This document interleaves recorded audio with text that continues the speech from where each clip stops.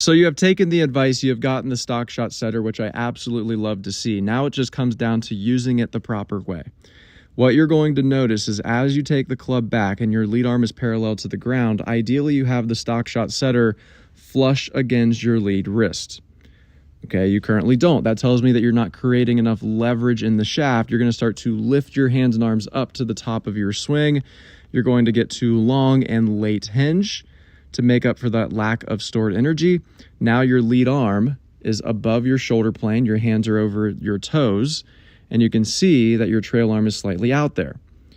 Okay, so from this top position, it's going to be difficult for you. I'm not going to say impossible, it's just going to be very difficult to shallow the club back down onto the original plane. You can do all of the things that you want to do, but you're going to have to make a compensation. You're not going to make a compensation. You're going to beeline your hands down to the golf ball and come down very steep, where the shaft is now looking inside of the golf ball. You're coming down on top of the plane.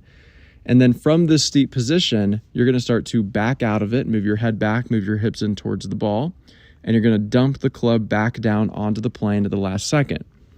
Now it's time to square up the face. You're going to throw this trail arm and trail hand through and kind of scoop through, right? And so what we really need to focus on is, one, using the stock shot setter properly.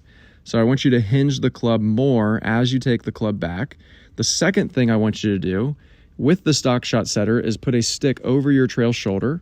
And if you don't have a stick this long, you can just makeshift one or grab a shaft holder, a shaft with a grip, a couple of alignment sticks. You can make this stick this long. It is possible. Then from there, at the top of your swing, ideally your hands, arms, and club would not smash the stick. Okay, ideally you would have your hands, arms, and club underneath the stick.